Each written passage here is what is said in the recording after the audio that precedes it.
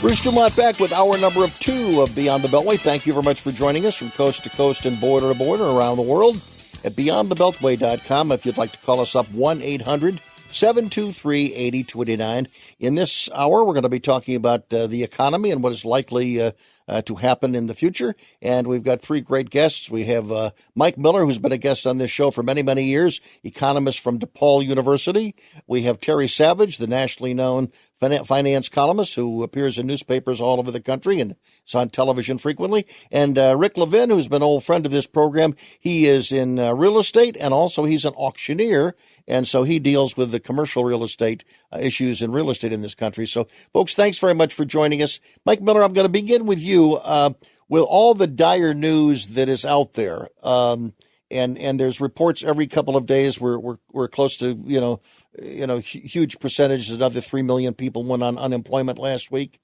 Of all those indicators that come out periodically, which is the one that you watch most closely to indicate what the future might be?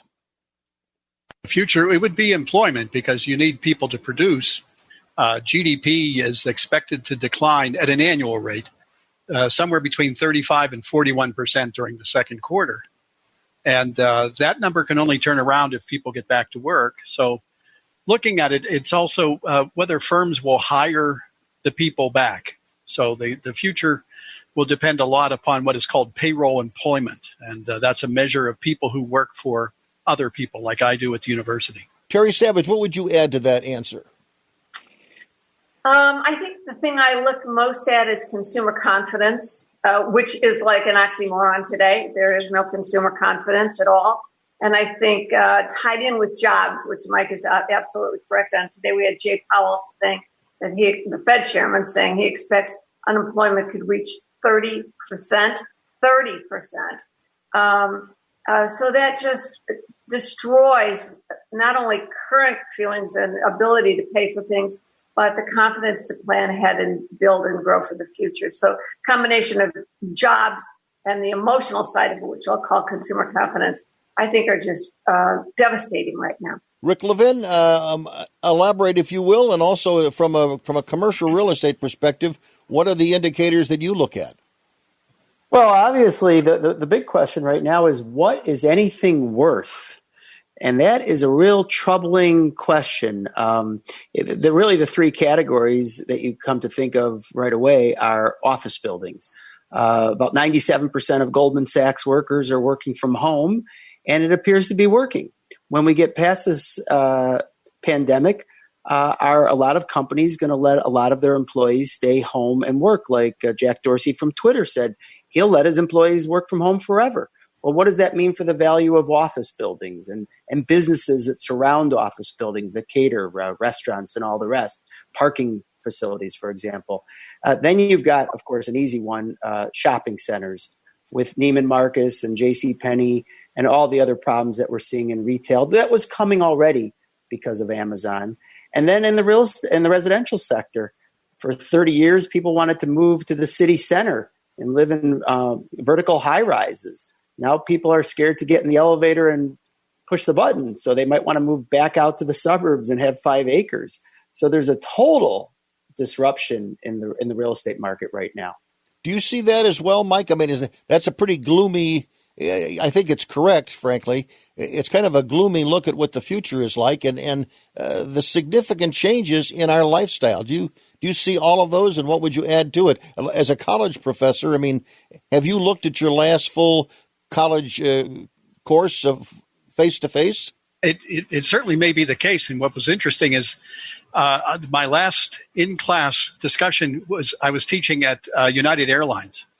And it was during this crunch that we were together, and to see the students come in and not be sure if tomorrow they would have a job.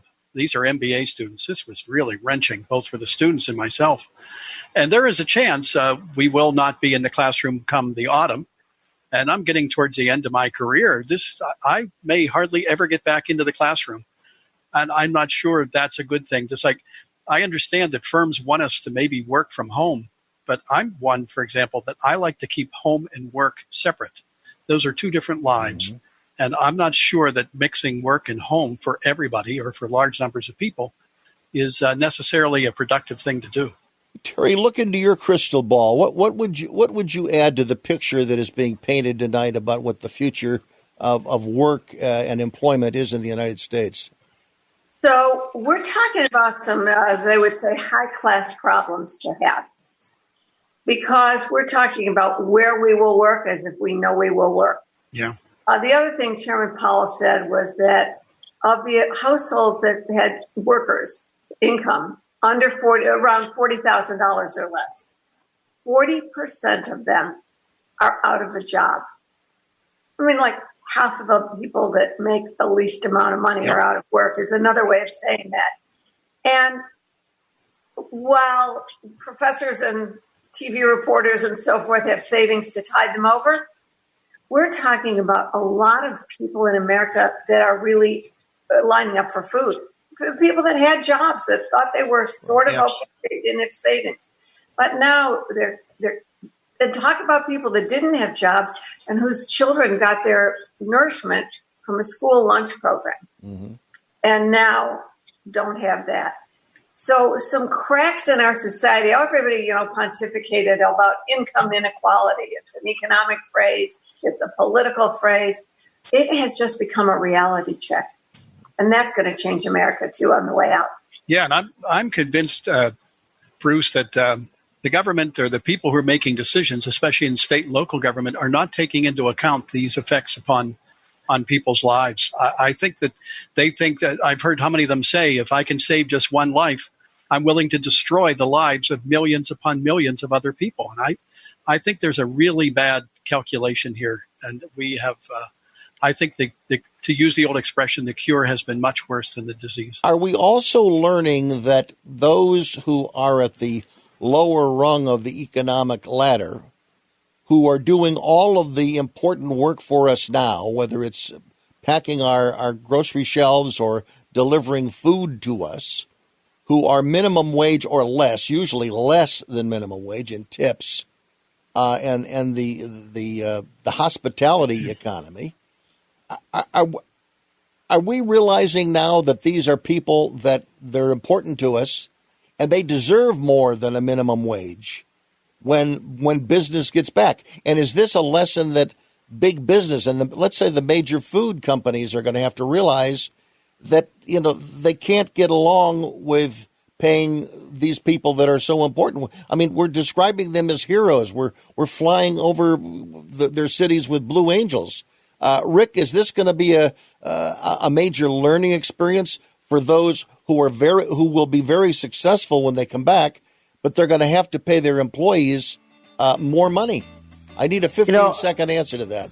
Yeah, I think the answer is no, because at the end of the day, I don't think those people can demand double the income that they're receiving right now, and I think they'll be willing to work for approximately the same wage that they're working for now. And it is a real shame. And we've had this problem for a long time in America, ever since 9/11, when firemen would run into a burning building, and yet you pay a person that plays Major League Baseball $2 million to sit on the bench. Yeah. And that has not changed at the moment. We've got to pause. 1-800-723-8229. We're talking about the economy and the future of the United States and the world. Back shortly. This message is from the National Council on Aging. Adults over age 60 are at higher risk for the COVID-19 coronavirus because they may have weaker immune systems or chronic health conditions. The Centers for Disease Control recommends older adults avoid crowds and people who are sick. Wash your hands and disinfect surfaces often.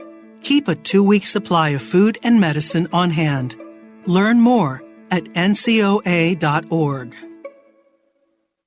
A few years ago, Steve Faircow's lungs were failing. I don't think I had more than a couple weeks to live. That's when Steve received a lung transplant made possible by an organ donor. Now Steve can do things he never imagined, like climbing 94 floors to the top of a skyscraper.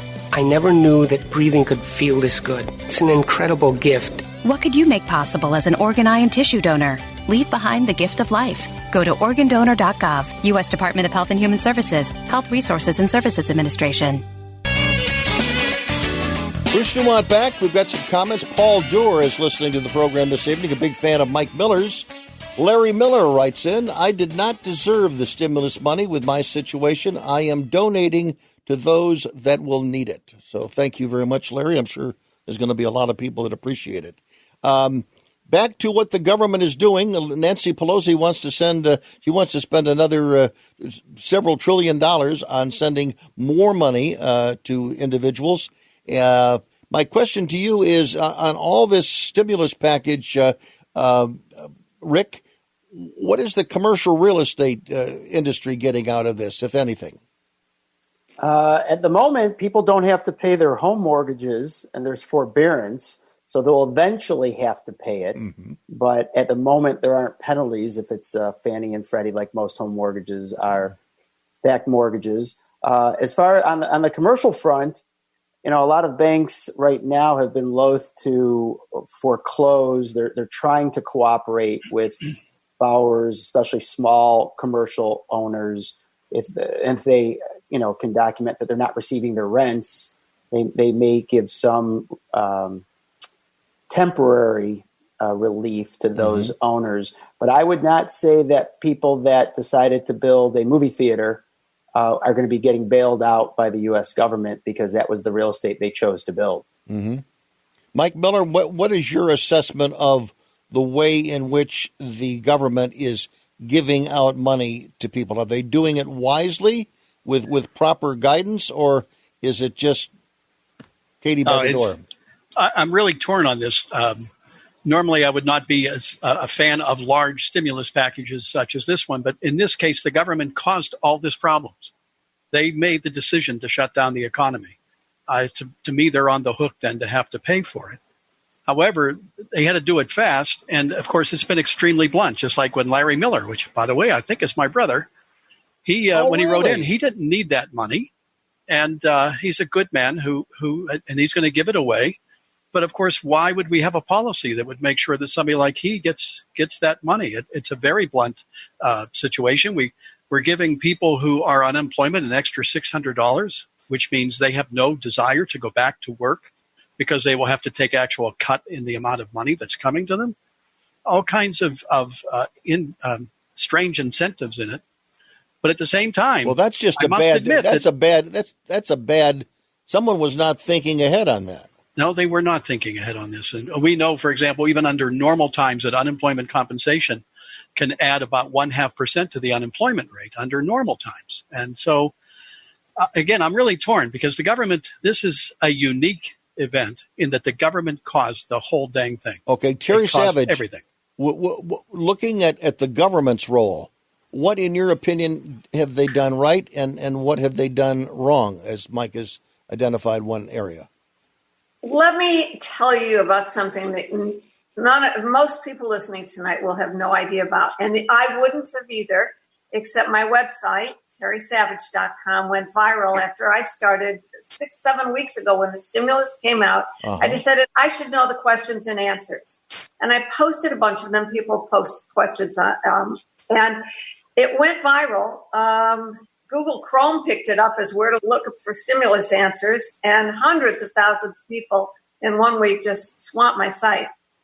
And it's still, I'm a source for Facebook groups. Let me tell you what happened.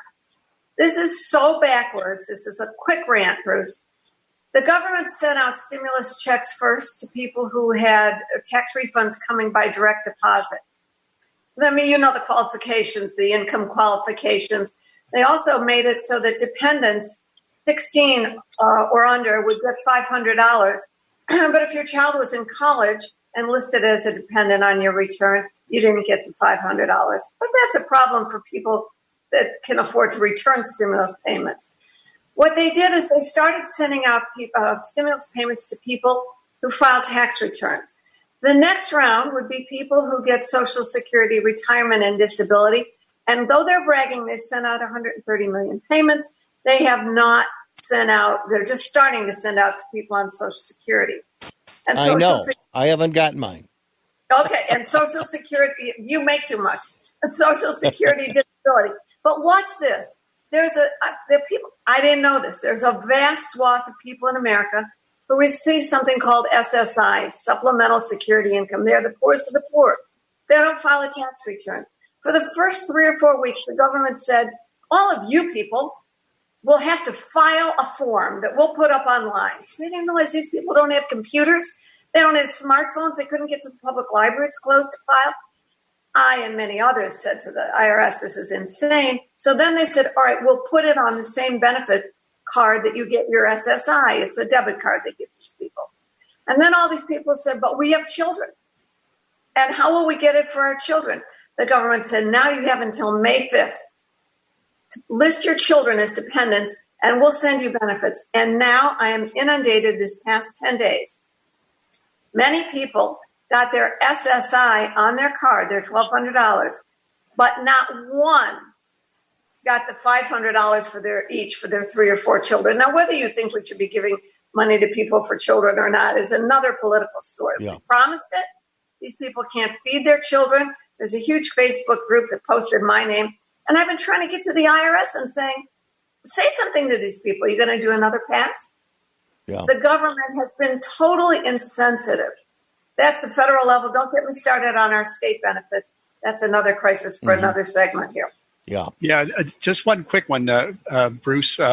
Last November, I lost my beloved in-laws within 5 days. And guess what came into the mail or came into their bank account about 3-4 weeks ago? Their checks.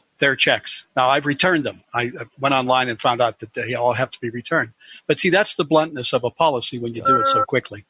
And go ahead, Rick. Yeah, I'll take the contrary of view. I think the government, maybe not having enough ventilators and PPP equipment and all the rest, but I think in the handing out of $3 trillion to $6 trillion very quickly, I think they've done okay. And I'll tell you why.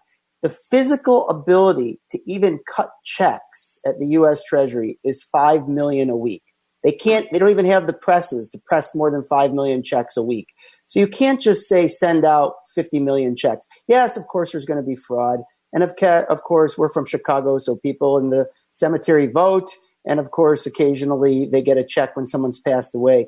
But I think the fact that the stock market is only down 15, 20%, and we don't see total civil unrest are actually positive attributes to what the government has done on the financial side of things here. I'm not talking about the long-term implications and unintended consequences like the $600 bonus, so people psychologically don't want to go back to work.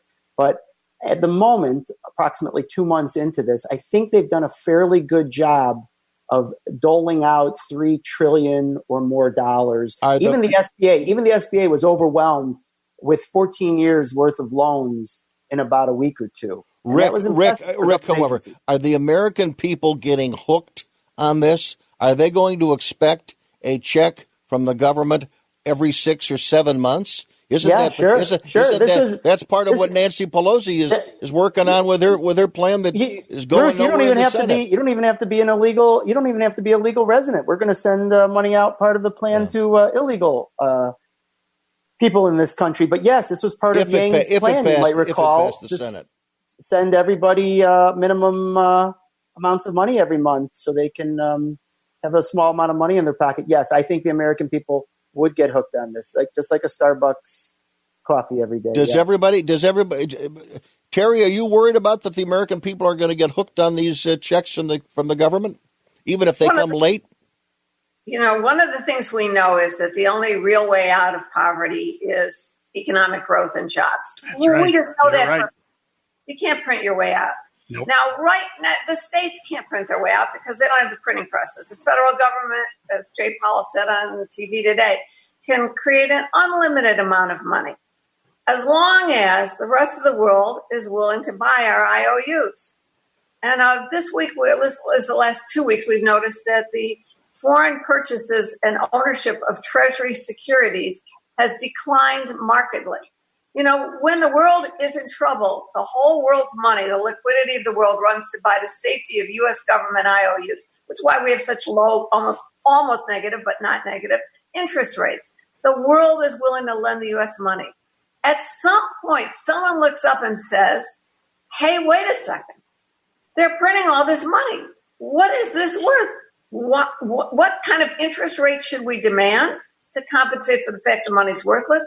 And you look at the gold market today, it's been up over this weekend was close to $1,760 an ounce. We're getting back to our, because somewhere around the world, people are saying they're printing all that money. What's a dollar going to be worth? It's a problem. Mike Miller.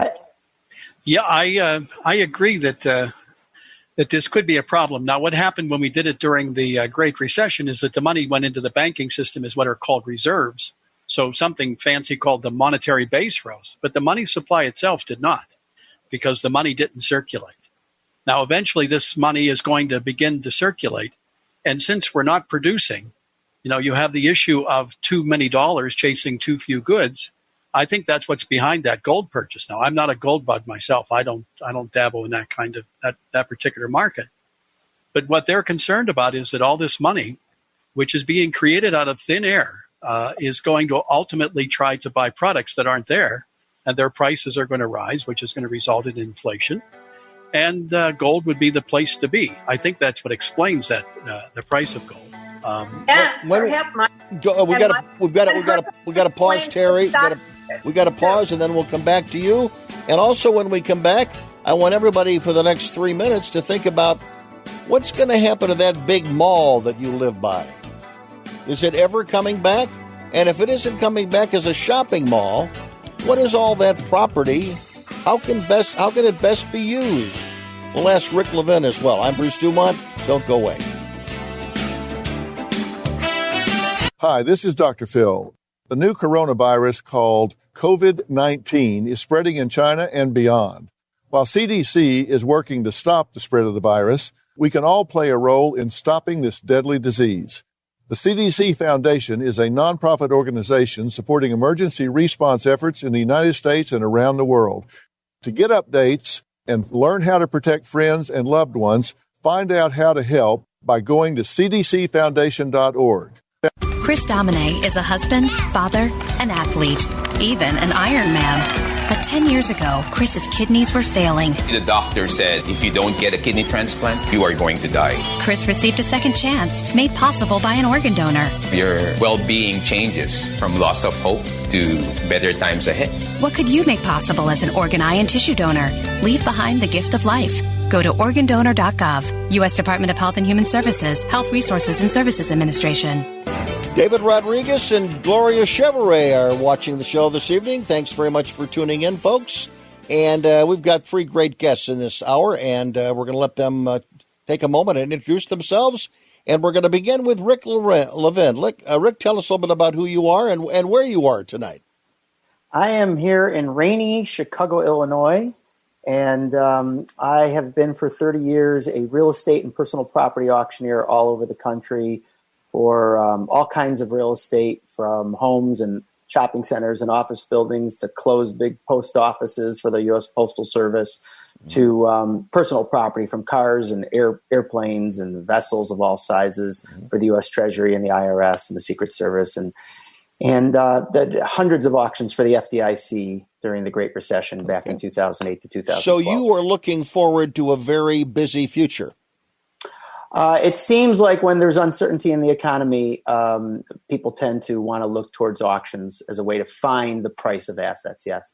Okay. Terry Savage, tell everybody a little bit about yourselves. For those that do not know, you're famous. Oh, well, in your eyes. She surely is. I've been involved in the financial markets for years. I was a founding member and the first woman trader on the CBOE, Chicago Board Options Exchange, and today serve on the board of directors of the Chicago Mercantile Exchange. But my career is in personal finance, television. I've written a syndicated column for more than 30 years. It's now syndicated by the Chicago Tribune, runs around the country. And my most recent book is a brand new third edition in November of The Savage Truth on Money. And the truths remain the same. It's very interesting, but other things will change, and the markets certainly will too. Okay. So my website's terrysavage.com. terrysavage.com. And again, Savage Truth on Money. And Mike Miller. I'm an economist at DePaul. I've had one job in my adult life. I finished my PhD at University of Pittsburgh, 1980, moved to Chicago to take the job at DePaul. And one cool thing is, of course, I'm a macroeconomist, so I'm an extremely busy man for the past couple of months. And probably for the future.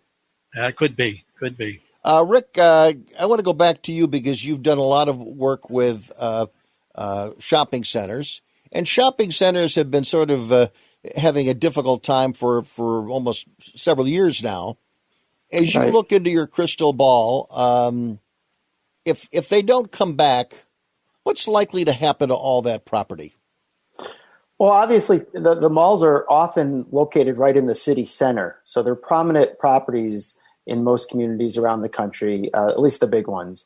I think we will get past this COVID-19, but if you listen to Bill and Melinda Gates, there's going to be more viruses, pandemics like this in the next 25 years. So some malls will survive and do probably very well, but they're going to have to add more attractions like ice skating rinks and merry-go-rounds and all the rest. And of course, they'll have restaurants when it's safe to go back to a restaurant. Potential reuses, some have suggested things like warehousing or light warehousing for the Amazon packages. You can go pick them up if you can't pick them up at your home or at your condo building if the packages are too large. The other idea is reconfiguring the malls to build some type of single family or townhome or condominium living out in the outskirts of the malls and the parking lots. Especially with autonomous driving cars, you might not need so many parking lot land anyway. I think the bigger problem will come in the local municipalities who are counting on the sales tax revenue from those malls. Yeah. And when they see that revenue go away, and then they're going to have a bunch more constituents who vote, who they're going to have a harder time raising their property taxes to compensate for the lack of retail sales tax revenue. Right. That's going to be where the real fight comes in as to what to do at these malls. Mm-hmm.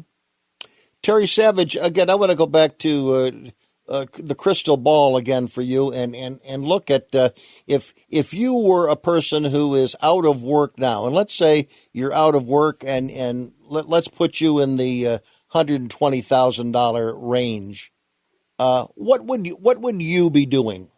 Would you have confidence that you might be going back to your job that could keep you at that level, or would you be rolling the dice and trying to retrain yourself?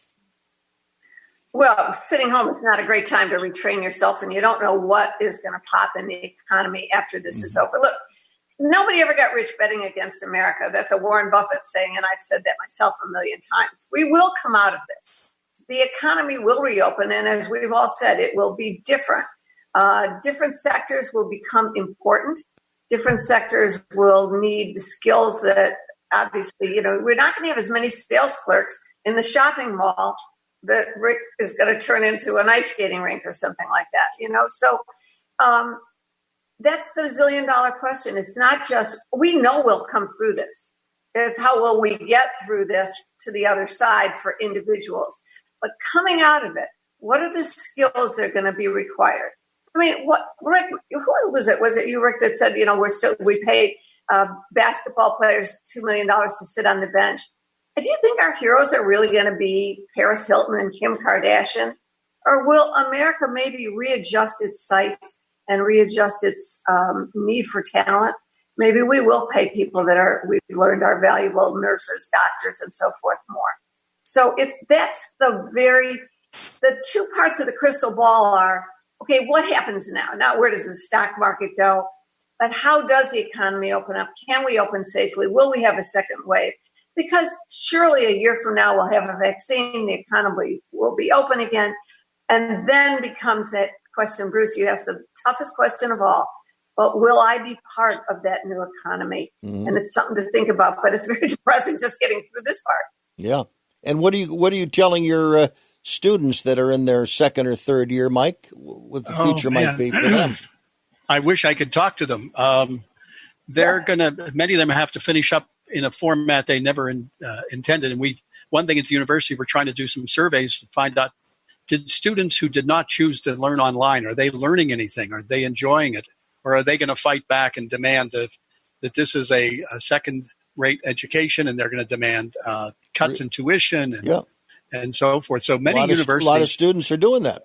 I know they are, and lots of universities, and my own included, we live off of tuition revenue, and the outlook for the future is not at all bright, and it's going to change.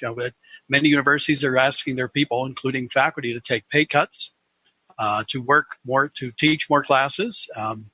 to change the way they teach, and they want this all done yesterday. And so I have many colleagues who have never taught online before. I have, luckily, but within 3 weeks, they had to create an entire online class so that the students would have some way of finishing out their degree or whatever. And this has been extremely disruptive. And I think universities will be different. This seems to be an opportunity, I think, for many non-for-profit institutions and museums to, if they don't have a strong education mission now, it has to be turned into one with a collaborative effort with the public schools in their community and also community colleges and full-time colleges. Let's go to Tom. He's listening to us in Sharon, Pennsylvania on WPIC. Go ahead, Tom. You're on the air. Good evening, Bruce, and good evening to your guests. I want to answer your question about the malls, but first I want to go back to the stimulus packages. Yeah. It's my understanding that the first stimulus package was designed in such a way to try to get a V curve out of the economy. In other words, we shot down very quickly. The idea was to get back up very quickly. If you recall, Trump wanted to open everything up at Easter time. Right. And that's what the money was sent out to as many people in the middle and lower classes as possible so that they would get out in the economy, spend it, and possibly would be able to do that. The powers that be, I really think they scared us too well in terms of staying at home and so forth, where people, have really been reluctant about getting back out. But as far as the stimulus packages are concerned, that was that first one. The second one, it's dead, at least as far as the Senate is concerned. Right. Can somebody explain to me why you couldn't take $3 trillion and do the same thing that Trump did the first time, maybe not through taxes, but through other means, get the jobs that are in China that are vital? I mean, when we're talking about we can't get pharmaceutical items, we can't get face masks, and you consider that they build the computers that we need for our financial services, they provide us with all the parts that we need to have our furnaces that we need in the wintertime in where I live, or for our refrigerators, or for our vehicles, and everything else we can think of. Why, you want a use for those malls? Bring those jobs back to this country, and you can put those in the malls and turn the malls into factories. And by the way, there are a number of factories in my area, northeastern Ohio, western Pennsylvania, that still exist from the 60s, 70s, and 80s. Right. That were manufacturing factories. Right. And granted, we don't want to go back to that, but I think that we need to become far more self-sufficient than what we presently are. Mike Miller, your response to that? Well, yeah, I'm not one who thinks that the government should be making decisions on who's going to be a winner and who's going to be a loser.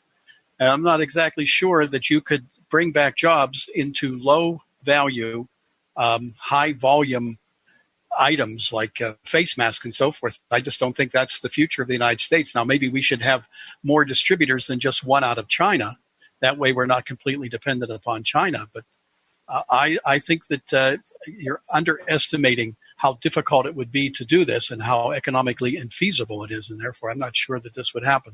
And Bruce, let me just chime in. I don't know that everybody that lives in a nice community is going to want manufacturing right in the middle of their town center. That's a quality of life issue, especially if those factories are giving off some smokestacks or anything else. Mm-hmm. Okay, Tom, thanks very much for your call. 1-800-723-8029 from coast to coast and border to border. We have one more segment. We got some callers on the line. We'll take them and hopefully your call as well. 1-800-723-8029 from coast to coast and border to border. I'm Bruce Dumont tonight from Evanston, Illinois.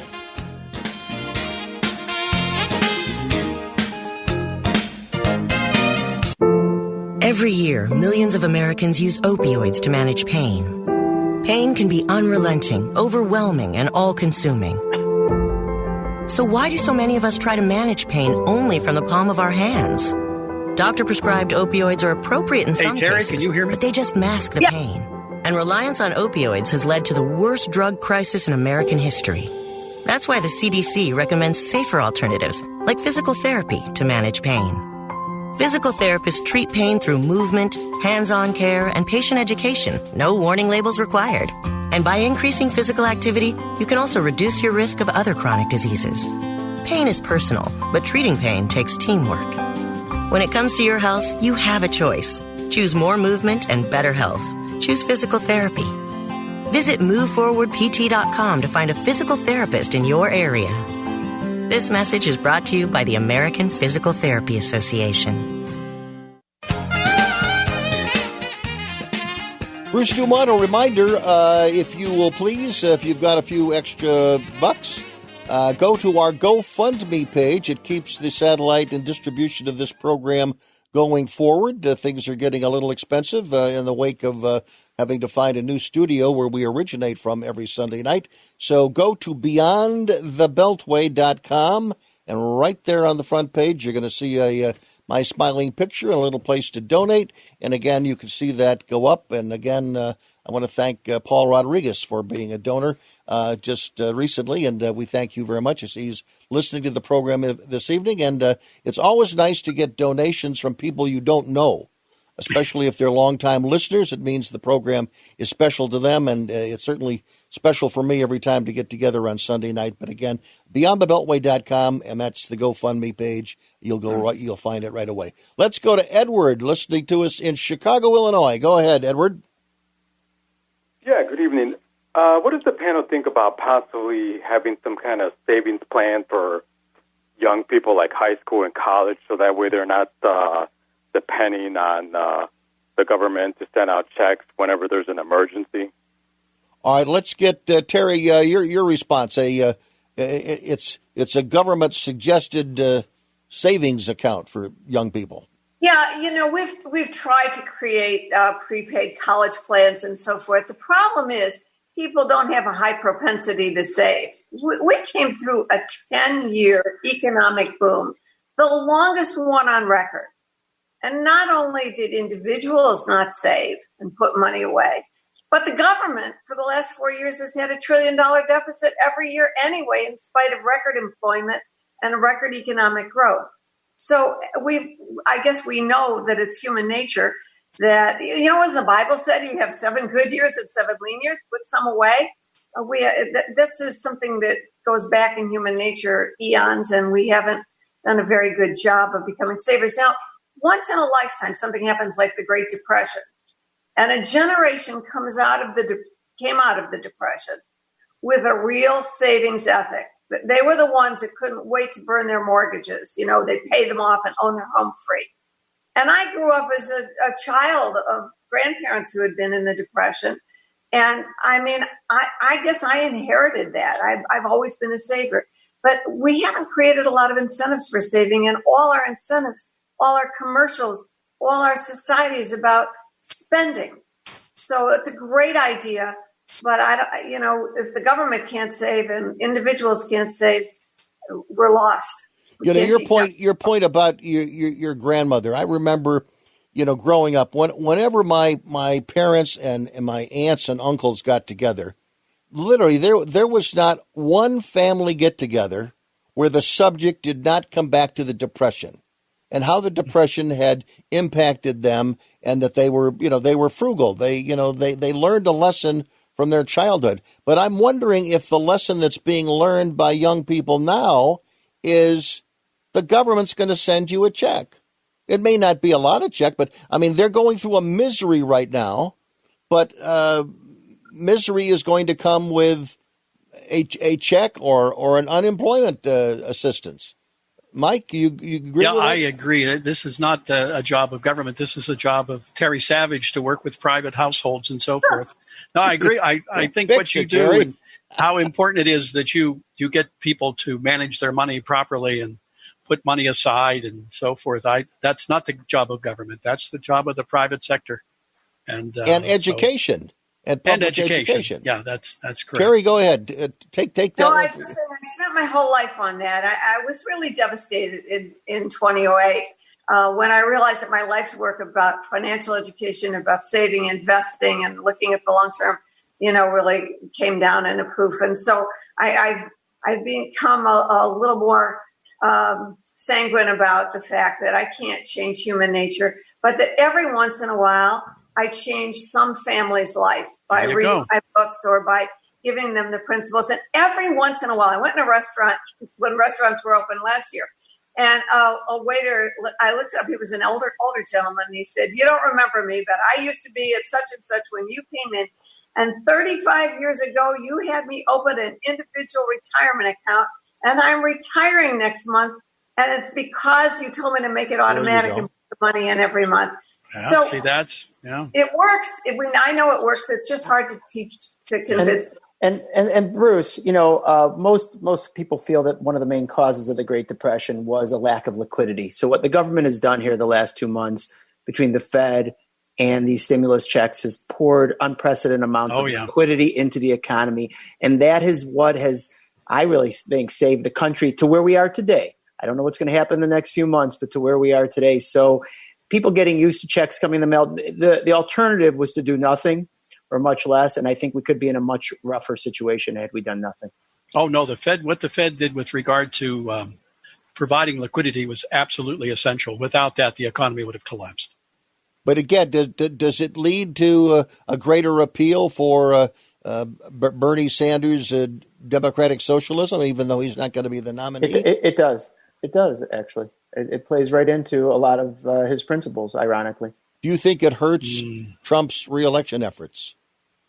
Or do you believe that he's cast to die and is not going to be able to get out from it? Rick, I'll let you tackle that one first. I think it's going to be really difficult. Well, I mean, obviously November's a lifetime away from now, but it also depends on who his opponent is, if it's Biden and Biden's running mate and all the other issues. So I wouldn't count Trump out yet. Terry Savage? Sure. Thank Quick goodness. answer. There are enough people out there that believe he still walks on water, that this is going to be a very strange election because it's going to be an election of extremes. And I don't think either of those extremes is what we need in our economy. That's really what's said. We need an economy that's growing and providing for all of us. Mike Miller, 10 seconds to you. No, I'm hoping that this is not a changing point for American society to move towards socialism. That would be a disaster. Mike Miller, Terry Savage, Rick Levin, we thank you all very much. TerrySavage.com if you want all that, your financial information and questions answered. Our thanks to Fritz Goldman, who's always helps with this program. And, of course, the ever-popular Andrew Marshall made it happen. I'm Bruce Dumont. Until next week, good night from Evanston, Illinois.